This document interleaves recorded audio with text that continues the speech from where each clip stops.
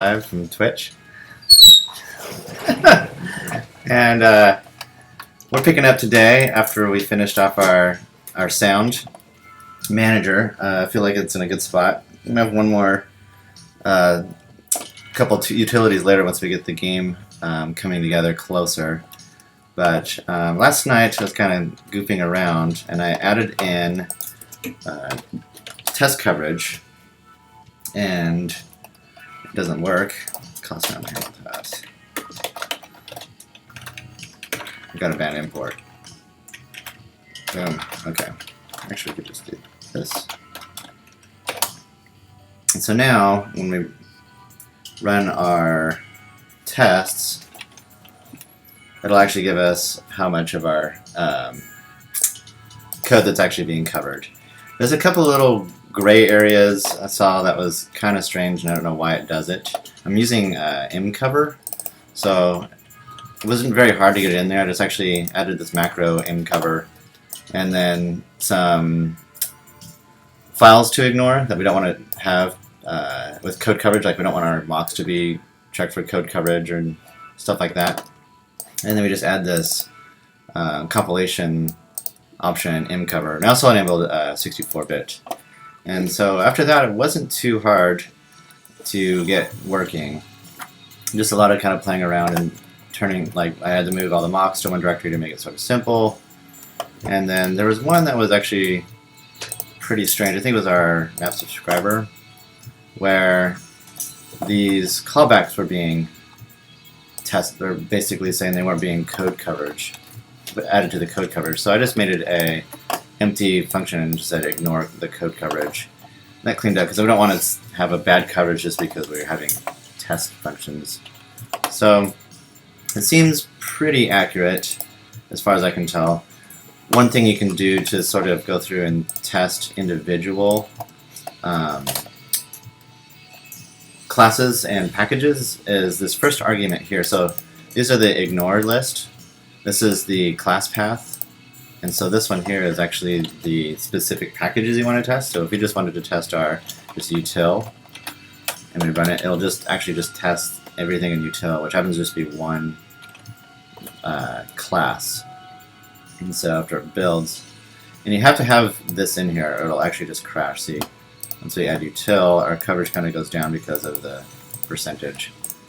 And so we can look into that later. I'll probably look at it and get much better coverage. Keep our code quality as high as we can get it. There's only a couple of classes that didn't have full coverage. So we don't have a whole lot of work there to make the test code coverage better. But here we go. So just wanted to add that in there. I had someone ask about it on YouTube. It wasn't too hard to get in there as long as we're just testing our code. There's a way you can actually have it run like the coverage while you're running the application.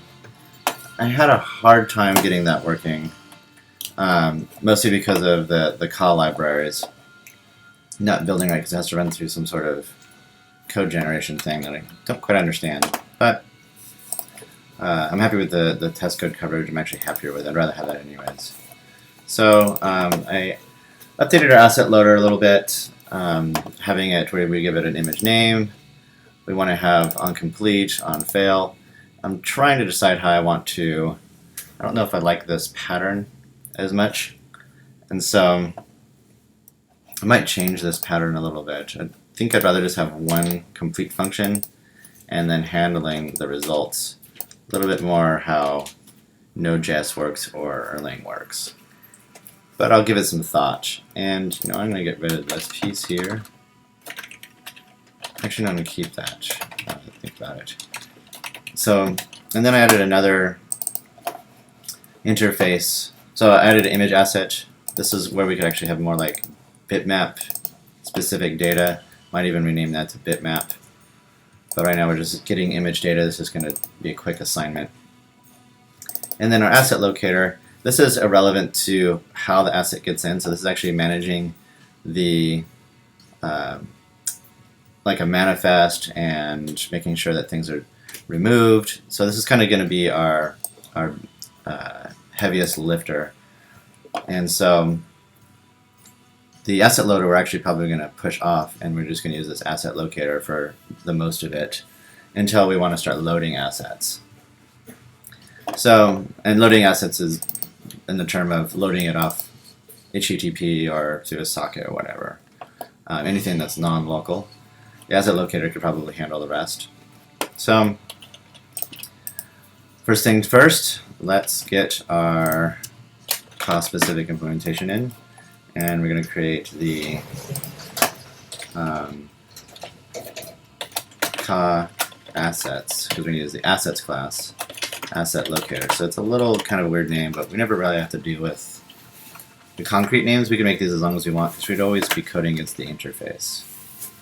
We're going to add that to Git, put it in the actual directory we want it in, and then make sure asset locator instance-based object, which it does, implements base object, and oops, we don't want just base object, we want asset locator. Here we have it, and there's our implementations ready. Bitmap node, and all of our callbacks are screwy. Asset by name. This one, data asset by name, which is string. And subscribe to all assets earlier. I think that's a void, yes. So the subscribe assets are loaded just for if we want to have a bunch of assets loaded, we want to know when they're all done, and so we can just listen to those. Kind of like loading up a scene, we can just find out how much is loaded, etc. So let's get started. So one caveat here is that we can't have a data asset the same name as a image asset, and eventually a sound asset as well. So we need to make sure that we need to probably add that. So we should get sound asset.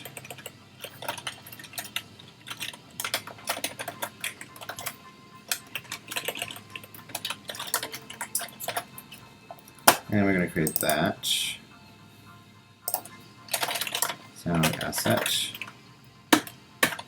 And this will extend base object. And this one will just get sound data.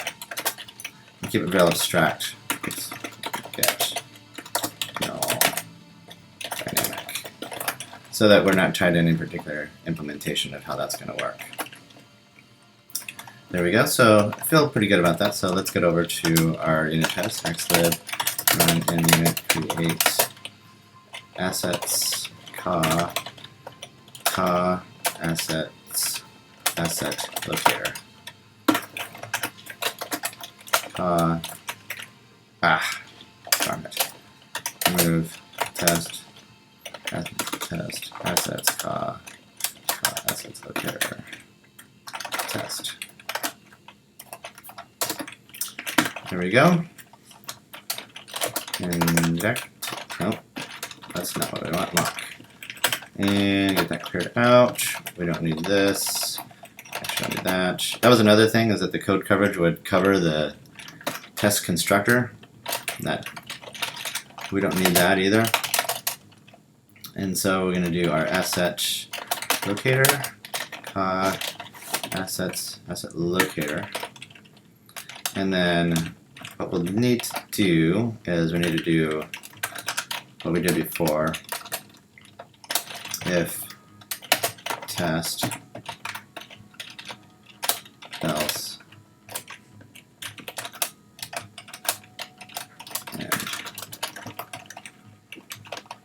and we're going to do a function. Should probably make this public. And not sure what to do with that yet, but we know we're going to need it. Let's keep that the way it is. So here, I'm going to get our asset locator equals new assets asset locator init.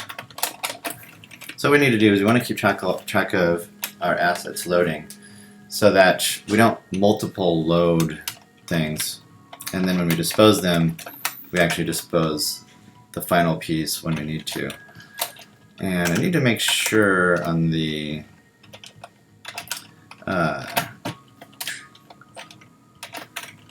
on the image here that there's actually a, yes, there is an unload.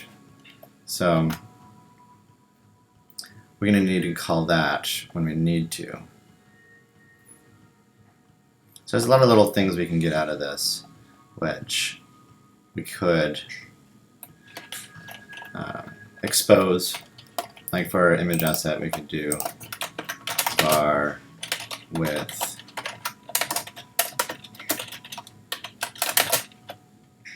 must be a uint height. So things we can expose to that can be very generic.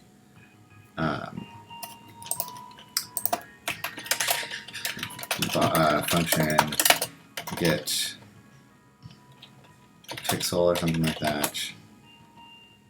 X uint y uint, and we can return a uint or something like that. So we've got some wiggle room here. We can actually really decorate this image asset if we really want to. Like I said, I'm not going to do too much of that quite yet. We're going to just stick with our image asset stuff. And eventually with our asset loader, or likely our asset locator, probably like add 3D asset. We might even make an asset locator 3D or something like that. So just kind of talk things out, keep things in mind. We're going to go back here,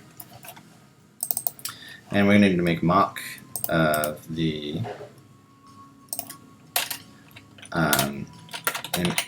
mock image asset packs package mocks class mock image asset implements image asset. I think this is not extending base object. Look at that, caught it. Extends base object. That'll get most of us in. Getter setter.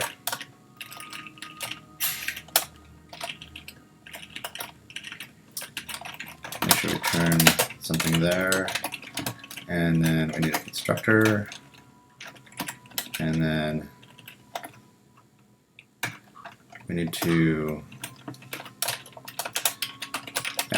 var these.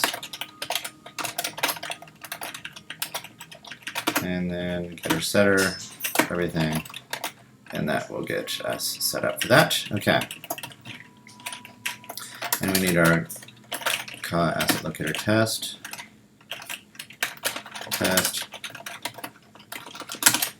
Test should get asset by name. And I think what we could do is we create image asset. Go ahead and mock that out right now. Image asset mock image asset, and now asset locator, get asset by name, give it foo, and on complete we'll need to assert that we actually got it. So function, we get our image asset, what is that? Asset image asset void assert that we have that. We'll have to assert our equal, our image asset is our asset, and we also need to make sure that we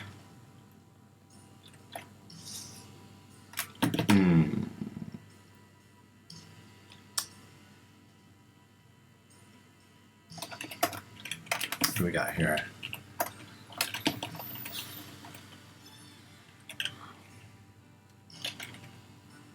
What is this telling us? I'll get sound asset menu.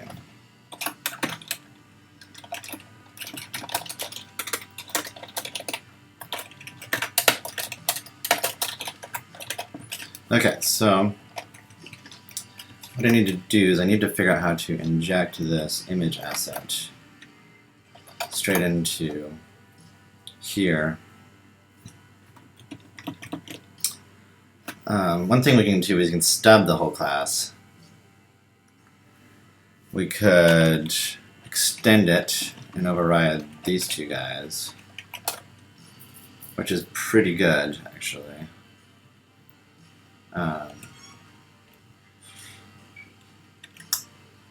What else could we do?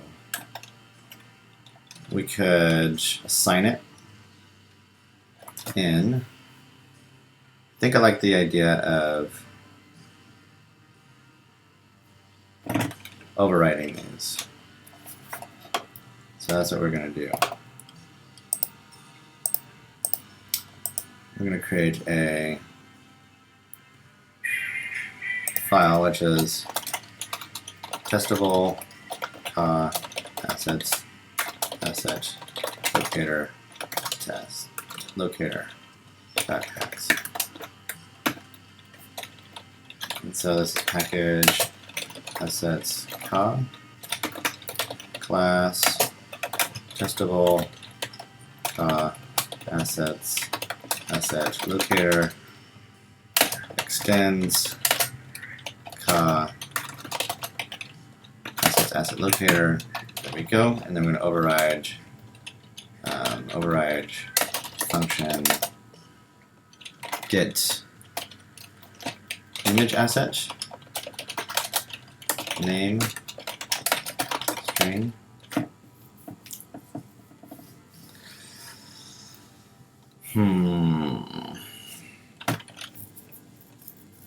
It's not too different than my current interface, which not crazy about.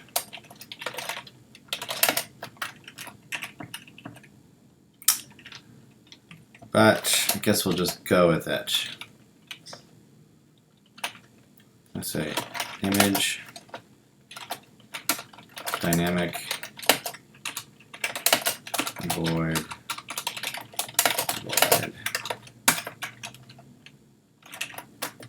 So one thing we could do is we could make this generic, pass in an asset loader, and that will be the way that would work. So I kind of like that as well. And their asset locator is much more generic.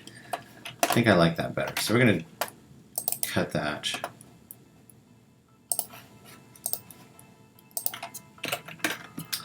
And so what we're going to do is going to not make this cost specific.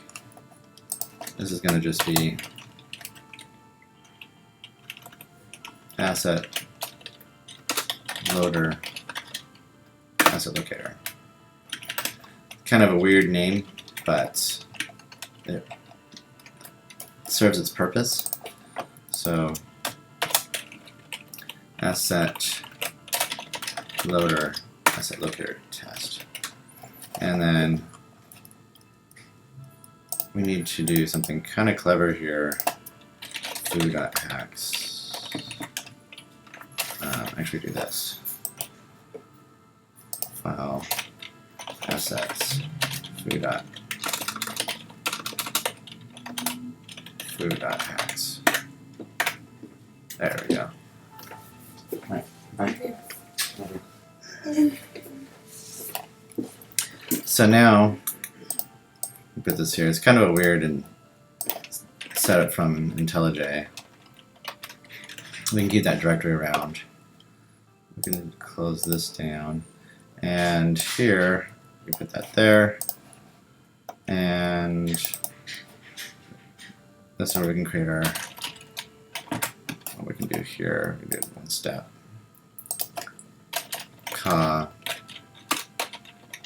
Asset, let's see, assets asset loader. Here we go. Alright, so that's going to implement asset loader, and now we have this, and we can use the asset loader for our fetching of images.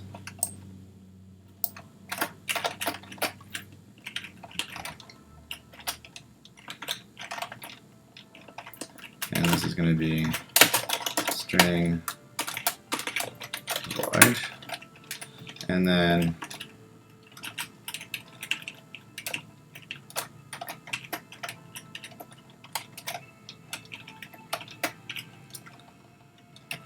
one more thing, we need to get our load text, which is this guy.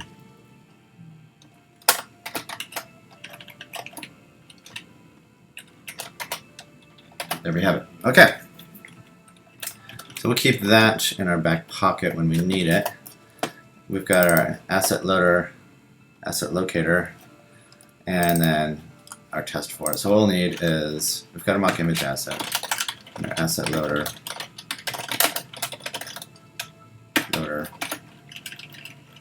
and we're going to mock that one, asset loader equals mock asset loader, and now we've got this very abstract asset locator dot asset loader equals asset loader.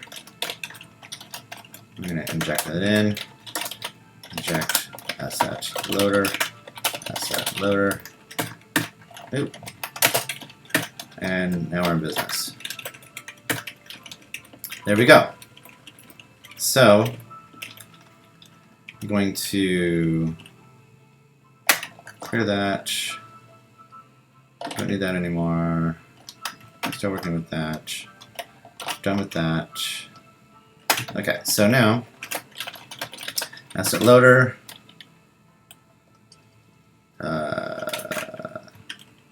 load image, foo, and then we're going to do an onComplete, so cast any, and this one's going to just cast any calls function args, so array of dynamic,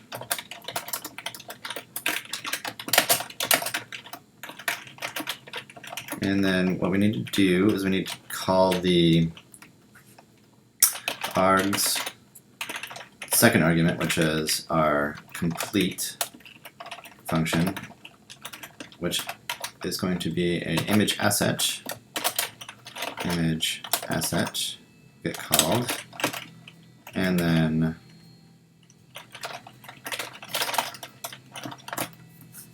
what we're going to do is, I think all we need to do,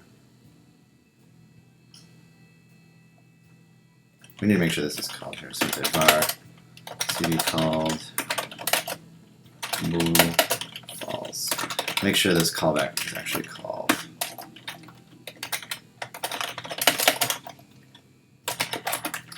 So search is true. The callback is actually called. And then we need to ask our asset loader load image with foo cast any verify.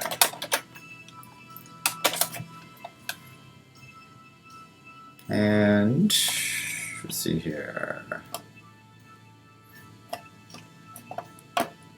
We're going to need a new mock.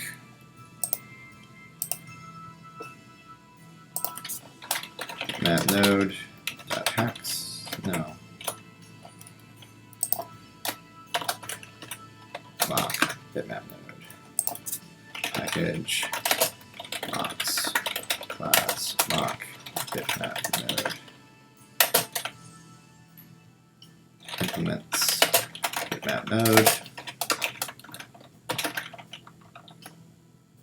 We don't have a mock bitmap node. I ran into this last night with the code coverage. Unless you're mocking these things, it's really frustrating. But actually, I don't think we need this right now. I think we can get away with this. So what we really need is we need an image asset, which they have there. So mock image asset.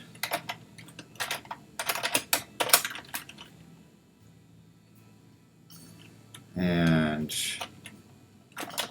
asset loader, set locator. This needs to return null for now. And then 123, let's see. See what it does now. Get lazy asset.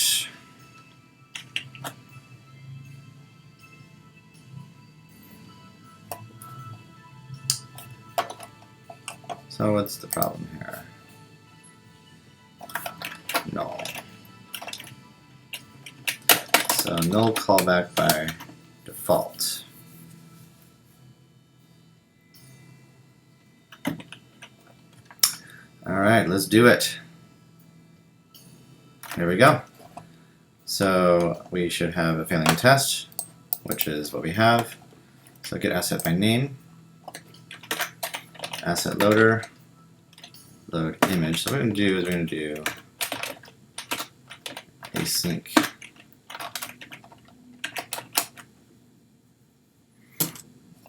may not need it, just load image.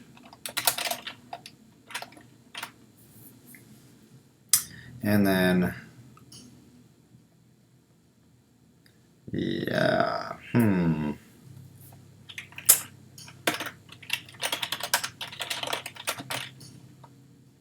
load image, name string.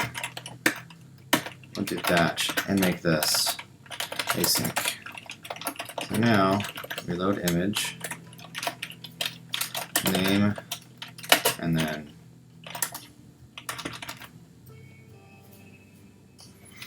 what we need to do is, I wonder if we can do this. I've actually never tried this. Uncomplete. If that works, that'll be clean. I'll love that. So what we're going to do is we need to call our asset loader, load image, name, and this will give us a image asset, await, and we're going to return the image asset.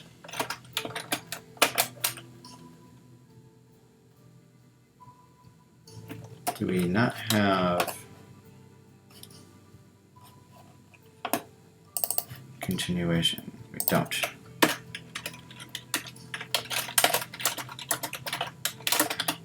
This is one of my favorite libraries, I'll tell you what. Okay. Line 25. Load image. That's what I didn't want.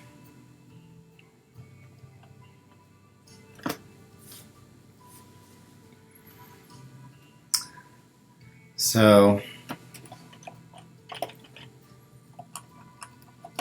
we're going to take a look at this. This is the asset loader. This is what I was talking about, how I wanted to have only one callback. So we're actually going to call this an image resource. I'm actually going to make this an enum. Not an enum, type def. And we're going to have a status,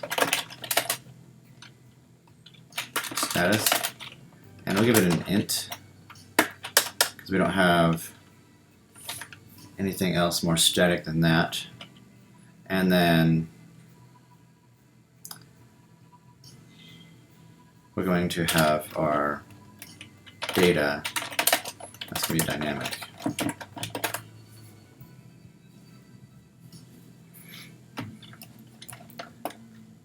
So the thing I don't like about this is the status. So what we'll do is we'll call it a resource status. In fact, we're just going to put it right in here. We'll say enum resource status. This might even become a more normal pattern for us. And we'll say OK, and fail.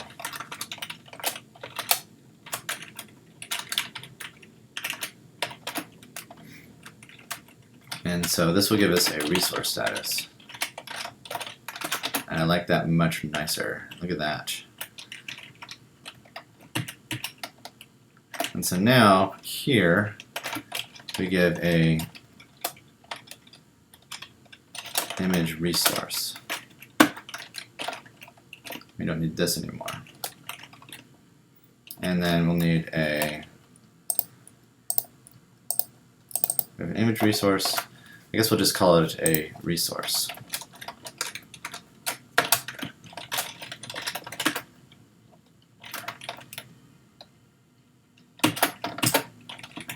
And now we just get our resource here.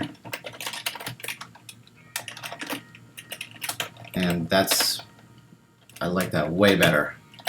Oh, that's heaps better. Okay. This will give us a resource. Resource. And then resource data. And we'll cast that. Image asset. Actually, I think we can fast cast that. And then line 34. Let's see. Oh, I hate when I do that. This is the asset loader, asset locator test. Line 34. There we go. And then we're going to create a resource here. So the status, resource status, OK, and then our image asset. There's our data. Oh, I love it. Oh, I love this pattern. Line 45, too many arguments. This is going to be a cast in here.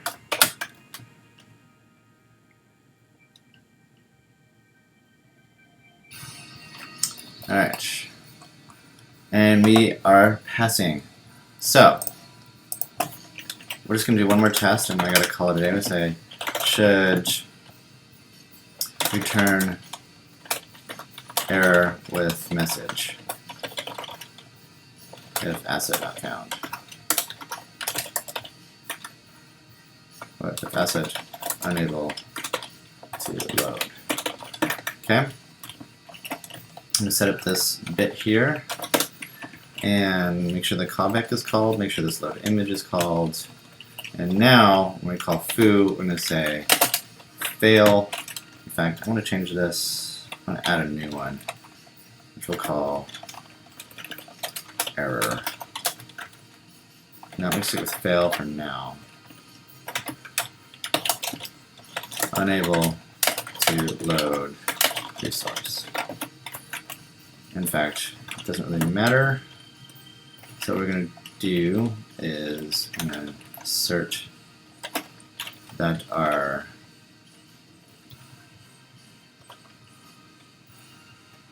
so we don't actually return this. So I get asset by name.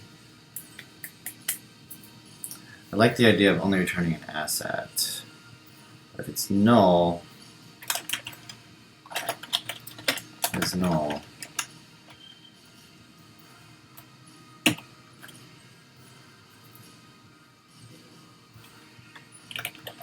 That.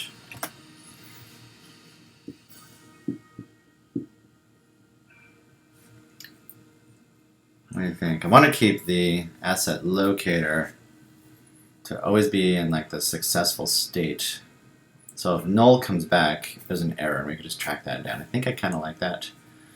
So what we're going to do is we're going to create a new package, which is going to be error. And this will be our error manager. And maybe I'll change my mind on this, but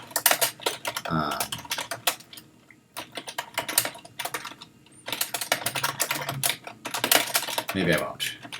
So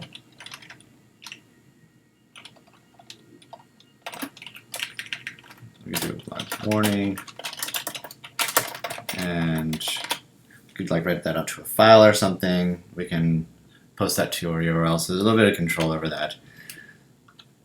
I could go back and forth on. I'm going to go with it for right now. I kind of like it. So now it does add another dependency. So error manager.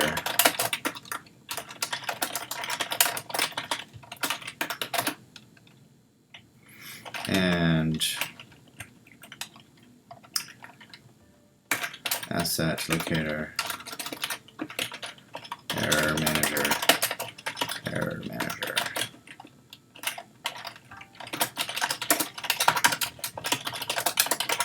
Now our errors are in one spot, which I do like. So manger. So we're going to do this is irrelevant, the string, so we can change that whenever, which I do like. And now I'm going to say error manager log error cast any string for now verify. So now our error manager is abstract in that context. In fact, I'm going to change this to a dynamic so we can drag along a ton of context if we need to, which I'm happy with. So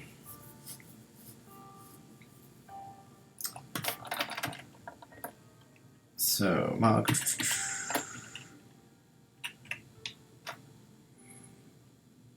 cannot verify null at assets. That's line 70.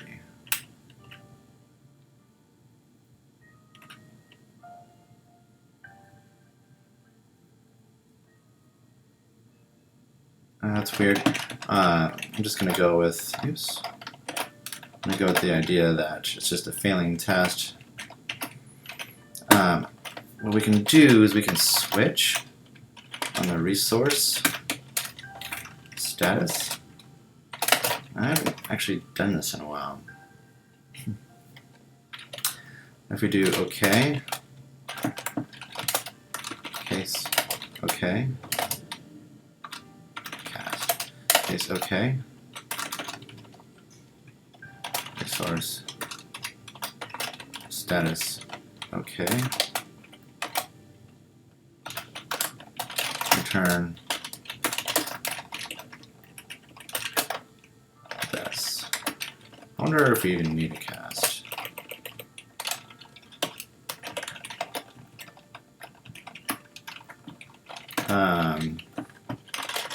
Return null.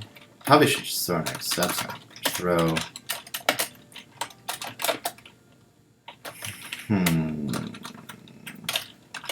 error manager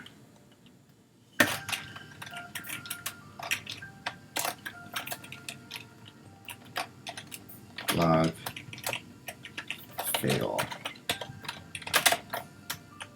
Oops.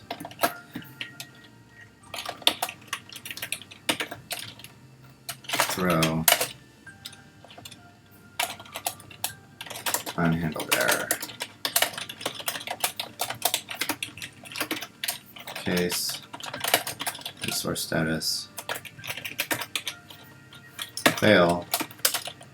Turn null. Unhandled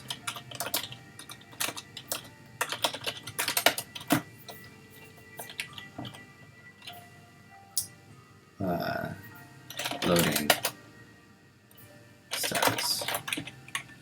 So here Let me say error manager, log error. We actually want to log fatal. Log error.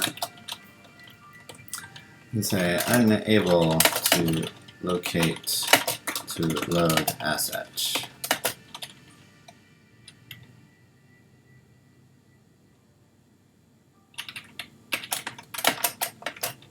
And we're going to give it a name.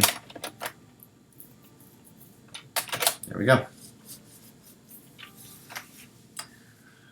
And if arguments line 28 on asset loader, asset locator.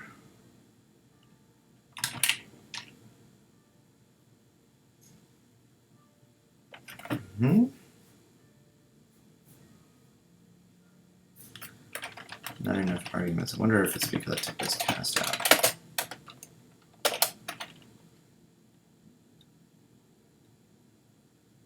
Asset loader, asset locator.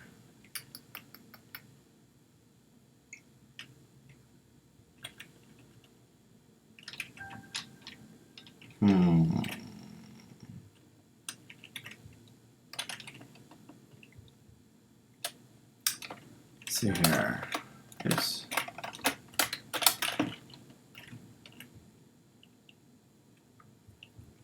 Weird, okay. Line 28, why is it saying it's not enough?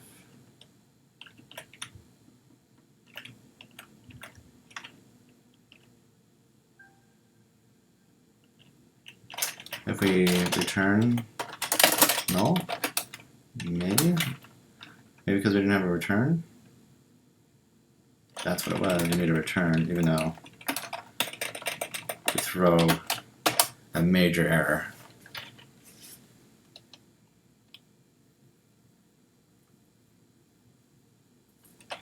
So, I wonder if this is it.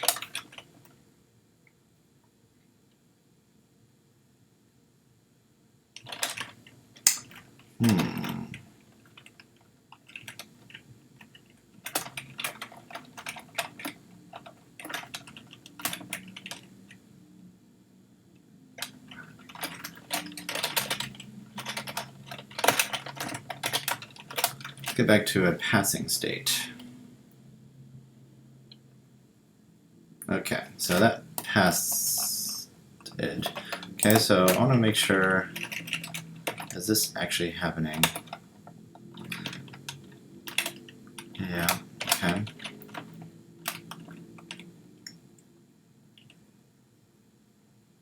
So error manager appears to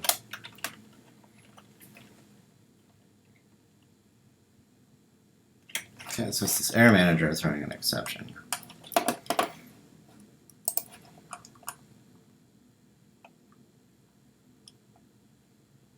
Oh, because we actually didn't instantiate it.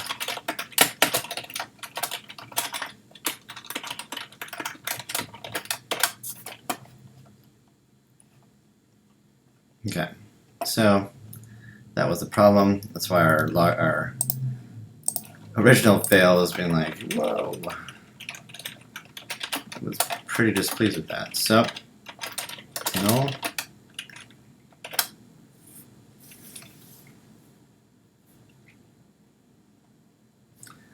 There we go. And it passes. Okay. Awesome. Alright, so that's where we're going to leave it today. I like where we're headed with this. This implementation is pretty clean. I like how this async is set up. We're doing some pattern matching on our status. Makes our interface real clean. I'm really liking what's going on here. So, and we've got our logger manager. We can do some logging there. So, pretty pleased with all this. So, let's call it a day on this one. So, status, git add test, git commit, gotta try git ignore.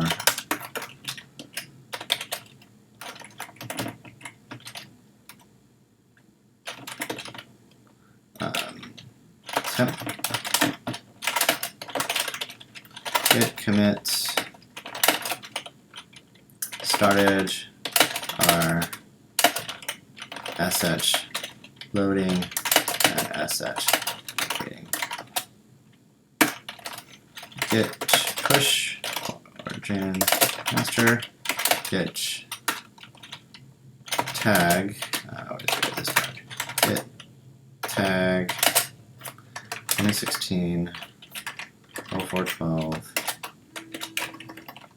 H49. Alright, got a phone call. I gotta see you guys later. Have a good one.